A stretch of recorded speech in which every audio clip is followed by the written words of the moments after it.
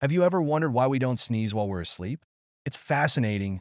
During deep sleep, our brainstem actually dampens reflexes, including that pesky sneeze reflex.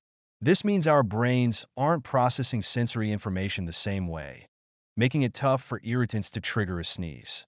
Plus, the muscles in our noses relax, which further lowers the chances of sneezing, even if there are minor irritants hanging around. So, while we're off dreaming, our bodies are working hard to keep those sneezes at bay.